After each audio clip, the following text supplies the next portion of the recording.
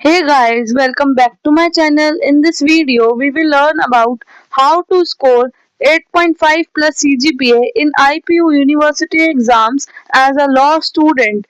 So guys, let's start.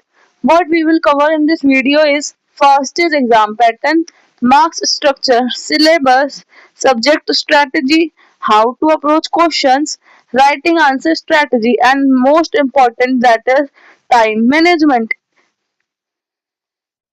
So first, let's understand what is exam pattern and marks structure. So IPU के external exams में जब आप law student की तरह exam देने जाएंगे, फर्स्ट सेमेस्टर के बच्चे हो, सेकंड सेमेस्टर के बच्चे हो, आप कोई भी सेमेस्टर में बच्चे हो, तो आईपीयू का जो क्वेश्चन पेपर होता है वो टू पार्ट्स में डिवाइड होता है. That is part A and part B. Part A में 4 या फिर 5 मार्क्स के क्वेश्चन होते हैं, पार्ट बी में 10 मार्क्स के क्वेश्चन होते हैं. और जो आईपीयू का सिलेबस है उसमें 4 यूनिट्स होती है पर सब्जेक्ट. उन 4 यूनिट से 10 मार्क्स के क्वेश्चन आते हैं. 4 आते हैं 8 क्वेश्चंस, बट करने 4 ही होते हैं क्योंकि उनमें इंटरनल चॉइस होती है. एंड पार्ट ए में अगर 4 मार्क्स के क्वेश्चन आते, पार्ट ए टोटल 20 मार्क्स का होता है और पार्ट बी टोटल 40 मार्क्स का होता है. तो दोनों को मिला के 60 मार्क्स बनते हैं. एंड इंटरनल्स जो आपके कॉलेज वाले भेजते हैं उनका 40 मार्क्स का क्राइटेरिया होता है. एंड टोटल दोनों को मिला के 100 में से 40 मार्क्स लाने होते हैं as a passing marks. So that is very easy. Back लगने का तो कोई सवाल ही नहीं होता. अब हम बात करते हैं पार्ट ए की. पार्ट ए में जो क्वेश्चन आते हैं या तो वो 4 मार्क्स के होते हैं या 5 मार्क्स के होते हैं. 5 मार्क्स की होंगे तो 4 क्वेश्चन आएंगे, 4 मार्क्स की होंगे तो 5 क्वेश्चन आएंगे. आपको उनको कैसे अप्रोच करना है, अगर 5 मार्क्स की आ रही तो कैसे अप्रोच करना है, 10 मार्क्स के क्वेश्चंस को कैसे अप्रोच करना है, पहले कौन से करने हैं, पहले कौन से क्वेश्चंस अटेम्प्ट करने हैं, पहले कौन से क्वेश्चंस पढ़ने हैं, वो सब हम देखेंगे. Now next is syllabus. अब आपको टाइम लगभग 1 या फिर 1.5 मंथ्स बचे आईपीयू के एग्जाम होने में. ऑलमोस्ट 1 मंथ ही मान के हम चलेंगे, विच इज 30 डेज. 30 या फिर 35 डेज हम मान के चलेंगे अपने सिलेबस के लिए. So first is your plan. अगर आप सही प्लान से नहीं चलेंगे, सही स्ट्रैटेजी से नहीं चलेंगे, तो आपका सिलेबस कवर नहीं हो पाएगा. इसमें मैं आपको बिल्कुल जीरो से लेकर बताऊंगी कि 100 तक आप क्या पहुंचेंगे और सारा सिलेबस अपना कैसे कवर करेंगे 100%. Second is time. अगर आप एक ही यूनिट को 20 डेज तक, 5 डेज, 10 डेज तक या फिर 15 डेज तक करते रहेंगे तो काम नहीं चलेगा. मैं आपको बताती हूँ कि आपको एक सब्जेक्ट कैसे अप्रोच करना है और कितने डेज में कैसे खत्म करना है, यूनिट भी, टॉपिक भी, सब्जेक्ट भी. मैं आपके लिए आने वाले वीडियोस में सिलेबस के ऊपर लेके आऊंगी कि हर एक सिलेबस को कैसे कवर करें, like constitutional law, administrative law, contract law, tort law, family law, etcetera. Next is question. अब आपको है कि आपने सब कुछ पढ़ लिया, क्वेश्चन कहाँ से प्रैक्टिस करें, पीवाईक्यू कहाँ से करें, या फिर हमें एग्जाम्पल देखने हैं. जो फर्स्ट ईयर के बच्चे होंगे उनको आइडिया नहीं है तो उनको एग्जाम्पल्स देखने कि हम कहाँ से करें. तो अगर आपको पीवाईक्यू चाहिए तो आप मुझे कमेंट कर देना, मैं अवेलेबल करवा दूंगी आपको. Next we will learn about subject strategy which is very very important.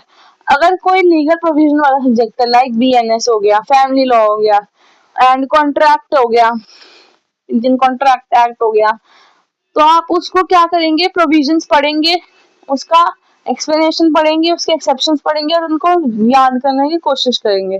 ये तो आपको बेरक से ही करना है. इसके लिए आपको कोई बुक्स नहीं लेनी है.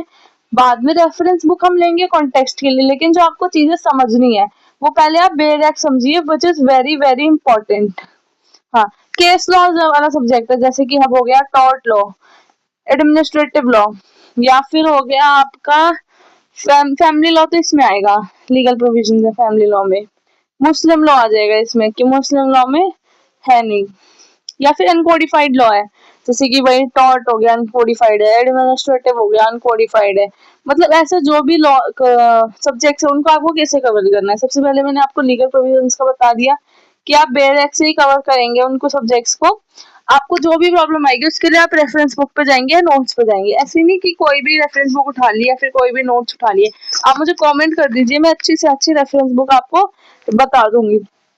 केस लॉ में क्या करना है, अब टॉर्ट के इतने सारे केसेस है, एडमिनिस्ट्रेटिव लॉ में इतने सारे केसेस हैं, ये पूरे case based law, case based subjects ही हैं. तो इन पे मैं आपके लिए एक चीज लेके आ रही हूँ, वो आप जरूर देखिएगा. आज रात को 8 बजे उसकी अनाउंसमेंट हो जाएगी.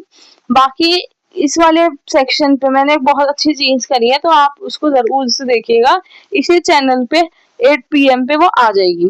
अनकोडिफाइड लॉ जैसे कि एडमिनिस्ट्रेटिव लॉ है, उसको कैसे कवर करना है उसका नोट्स के थ्रू या फिर किसी रेफरेंस बुक के थ्रू कवर करेंगे, क्योंकि इसका कोई डायरेक्ट तो नहीं होता। Next is time management. First, आप अपने सिलेबस को समझिए कि आपके कितने सिलेबस हैं। 4 यूनिट्स है। अब आपको ये समझना है कि आपको कितने आते हैं, क्योंकि इंटरनल्स में भी आपने 2 यूनिट्स तो पढ़ी होंगी, तो आप उसको समझिए कि आपको कैसे वो करना है। सेकंड, अब आपने समझ लिया कि आपका सिलेबस क्या है, आपको कैसे करना है, फिर आप उसकी स्ट्रेटेजी बनाइए। लाइक 6 सब्जेक्ट थे और 4 यूनिट्स है, तो टोटल कितनी 24 यूनिट्स हो गई। आपके पास 30 डेज है मान लीजिए, तो आप उसको करिए कि हम एक यूनिट को एक दिन में करने का ट्राई करेंगे। जो यूनिट ज्यादा बड़ी है तो उसको एक यूनिट को 2 दिन में करेंगे। ऐसे आपकी जो 6 डेज का गैप है वो भी कवर हो जाएगा, और साथ के साथ आपको रिवाइज भी करना है। इस टाइम मान लीजिए आपने इंटरनल में 2 यूनिट कर रखी है, तो आप उस 2 यूनिट्स को एक ही दिन में करिए। फिर बाकी की जो 1 यूनिट होगी या 2 यूनिट होगी उसकी में आप 4 दिन ले लीजिए। ऐसे करते करते आप ऐसे, या फिर आप एक और स्ट्रेटेजी लगा सकते हैं। लाइक आपके पास 6 सब्जेक्ट्स है एंड 30 डेज है, तो पहले आप एक ही सब्जेक्ट को लीजिए, उसको 6 डेज करिए। अगर आपके पास 5 सब्जेक्ट्स है तो आप 6 डेज करिए। अगर आपके पास 6 सब्जेक्ट्स हैं तो आप 5 डेज करिए उसको, एक ही सब्जेक्ट को।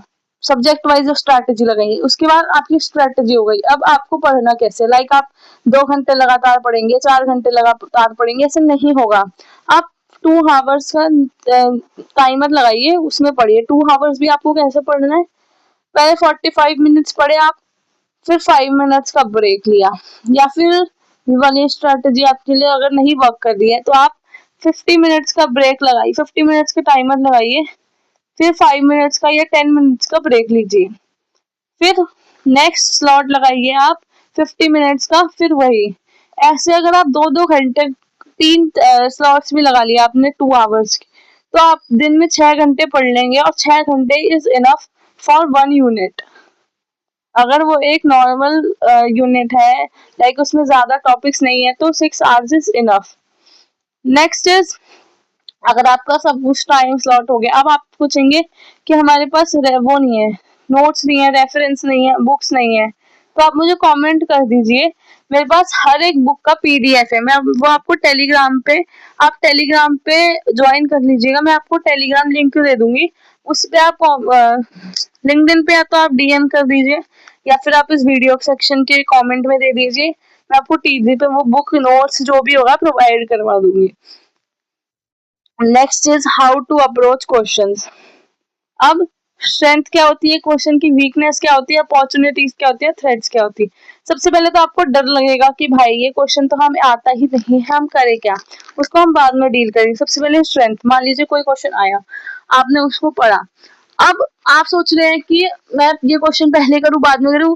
आपको क्या करना है, आपको डिसाइड करना है कि पहले हम पार्ट A करेंगे या फिर पहले हम पार्ट B करेंगे। जैसे आपने वो डिसाइड कर लिया, आप शुरू करिए। मान लीजिए आपने पार्ट B पहले डिसाइड किया कि हम 10 मार्क्स वाले क्वेश्चन पहले करेंगे, तो स्ट्रेंथ क्या है, उनमें से आपको जो सबसे पहला आता है उन चारों में से, यूनिट 1, 2, 3, 4 में से एक एक क्वेश्चन आएगा, उसमें मतलब 2-2 क्वेश्चन आते हैं, उसमें से एक करना होता है आपको। तो उसमें से आप डिसाइड करिए कि मुझे कौन सा ज्यादा अच्छा आता है इस यूनिट में, फिर आप वो लिखिए। लीगल प्रोविजंस लिखिए, डेफिनेशन लिखिए उसकी, केस लॉज लिखिए उसके, जो भी चीजें हैं आप उसके पूरा लिख दीजिए। इंट्रोडक्शन, कंक्लूजन सब मिला के आपने पूरा आंसर लिख लिया, वो आपका 10th आंसर हुआ। और सबसे पहले आप ट्राई करिए जो आंसर आपको सबसे ज्यादा अच्छे से आता है, सबसे पहले आप वही लिखिए 2-3 आंसर्स में। उसके बाद वीकनेस क्या है, अब आपको वो क्वेश्चन आता भी है और नहीं भी आता, आपको डाउट है, जैसे कोई case law basic based subject है लाइक टॉट, अगर आपको टॉट में कंफ्यूजन है कि हमें वो केस याद है और आधे याद नहीं है, तो आप उसको भी अटेम्प्ट करके आइए, क्योंकि नेगेटिव मार्किंग नहीं है। अपॉर्चुनिटीज क्या है, हम लाइक आपके पास आए 4 मार्क्स के 5 क्वेश्चंस, 4 मार्क्स क्या है 5 क्वेश्चंस, तो ये आपके पास अपॉर्चुनिटी है। या फिर कभी कभी ऐसा भी होता है, जो एग्जामिनर होते हैं वो 4 मार्क्स के क्वेश्चन डाल देते हैं 8, उसमें से सिर्फ 5 करने होते हैं, तो वो आपके पास एक अपॉर्चुनिटी है, आप डिसाइड कर सकते हैं आपको ज्यादा अच्छा कौन सा आता है, आप ज्यादा अच्छा किस में लिख पाओगे वो चीज। थ्रेट क्या है, आपको उस क्वेश्चन के बारे में कुछ पता ही नहीं है, कुछ समझ ही नहीं आ रहा, तो आपको कोई भी एक वर्ड उस पूरे क्वेश्चन में कोई भी एक वर्ड दिख रहा है ना, आप उससे पूरा आंसर लिख के आ जाइए। अगर आपसे पूछा गया है what is tender in a contract act, तो आप कॉन्ट्रैक्ट लॉ पे थोड़ा बहुत लिख के आ जाइए। कॉन्ट्रैक्ट लॉ क्या होता है, वैलिड कॉन्ट्रैक्ट के लिए क्या एसेंशियल्स दिए हुए हैं, उसके लीगल प्रोविजंस क्या है, केस लॉस क्या है, वो सब लिख के आ जाइए। लेकिन लिख के आइए, कोई भी क्वेश्चन आप छोड़ के नहीं आएंगे, बिकॉज इसमें नेगेटिव मार्किंग नहीं है, ये थ्योरी बेस्ड एग्जाम है। तो आपको जरूर लिख के आना है। जितना ज्यादा आप लिख के आओगे उतने ज्यादा आपके मार्क्स आएंगे, जितना ज्यादा आप लिख कर आओगे उतने ज्यादा आपके मार्क्स आएंगे। ये मैं आपको इसलिए बोल रही हूँ क्योंकि कुछ लोगों को बोल देते हैं लोग कि कुछ, और ये भी नहीं कि आप कुछ भी लिख के आ रहे हैं, गाने लिख के आ रहे हैं, ये सब नहीं करना है गाइस। सीरियसली जितना ज्यादा आप 32 पेजेस की शीट मिलती है, अगर आप 32 के 32 पेजेस भर पा रहे हो ना, तो वेरी गुड। इससे अच्छा तो कुछ हो ही नहीं सकता। आपको छोड़ के नहीं आना, और ये भी नहीं रिलेवेंट चीजें लिख के आ रहे हैं।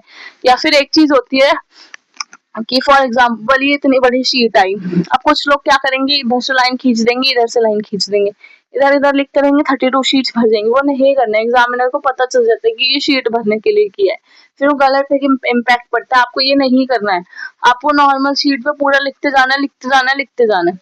अब आंसर राइटिंग स्ट्रेटेजी, सबसे पहले तो केस लॉस, जो भी केस लॉस के नाम होंगे या तो वो आप ब्लैक पेन से लिखिए या फिर अंडरलाइन करिए। लीगल प्रोविजंस को भी आप ऐसे ही करेंगे, या तो अंडरलाइन या फिर ब्लैक पेन से। दूसरी चीज, कोई भी आपने डेफिनेशन दी, लाइक टॉर्ट लॉ में 3-4 डेफिनेशन ज्यादा इंपॉर्टेंट होती है। अगर आप वो चारों की लिख के आ रहे हैं विद ऑथर्स नेम, तो उनको हाईलाइट कीजिए पेंसिल से या फिर बोल्ड उससे ब्लैक पेन से। आपको वो सब यूज नहीं करना, हाईलाइटर एंड ऑल। और दूसरी चीज, आपको आंसर अटेम्प्ट कैसे करना है। फॉर एग्जाम्पल आपको एक क्वेश्चन है, बहुत अच्छे से आता है, तो पहले आप उसका इंट्रोडक्शन लिखेंगे। सबसे पहला चीज है इंट्रोडक्शन। फिर आप उसकी डेफिनेशन लिखेंगे कि आप उसको कहाँ से क्या डिफाइन कर रहे हो, वो चीज लिखोगे। फिर आप लिखोगे थर्ड चीज उसमें लीगल प्रोविजंस क्या है। फिर फोर्थ चीज आप लिखोगे केस लॉस क्या है। अगर रीजनिंग बेस्ड क्वेश्चन है तो आप लीगल प्रोविजंस लिखोगे, फिर रीजनिंग लिखोगे, फिर केस लॉस लिखोगे, फिर आप उसका कंक्लूजन लिखोगे। Conclusion and introduction is must, उसके बिना आपका आंसर इनकम्प्लीट है। ये दोनों चीजें तो आपको लिखनी ही लिखनी है। अगर आपको कुछ भी समझ नहीं आ रहा तो इंट्रोडक्शन से स्टार्ट करना है, कंक्लूजन से एंड करना है। बीच में आप डेफिनेशन लिखो, लीगल प्रोविजंस लिखो, रीजनिंग लिखो, केस लॉस लिखो, या और भी जो भी चीजें हैं आप वो लिखो, लेकिन introduction and conclusion is must. उसके बिना आंसर इनकम्प्लीट है, उसके बिना आपके मार्क्स कटेंगे ही कटेंगे। एक्स्ट्रा टिप है एक्स्ट्रा मार्क्स के लिए। Then thank you guys. अगर आप लोगों को कुछ भी चाहिए, नोट्स, पीडीएफ किसी बुक की, रेफरेंसेस, पीवाईक्यूज, कुछ भी आप लोगों को प्रॉब्लम आ रही है, अगर आप लोग कमेंट नहीं कर पा रहे हो तो आप मुझे व्हाट्सएप चैनल पे बता सकते हो। व्हाट्सएप चैनल भी साइलेंट लॉ के नाम से, मैं उसका लिंक डिस्क्रिप्शन में आपको दे दूंगी वो चीज। एंड 8 बजे आपके लिए एक बढ़िया सरप्राइज आने वाला है, तो वो चीज भी आप लोग देख लीजिएगा जरूर से। लाइक करें, सब्सक्राइब करें, शेयर करें अपने फ्रेंड्स के साथ। आप लोगों को जो भी प्रॉब्लम आ रही है तो आप लिंक्डइन पे डीएम कर दीजिए, या फिर व्हाट्सएप पे साइलेंट लॉ का पेज है वहां पर डाल दीजिए, या फिर कमेंट कर दीजिए। जो भी आपको रिसोर्सेज चाहिए वो सब आप कमेंट कर दीजिए, we will provide you. Thank you, follow for more.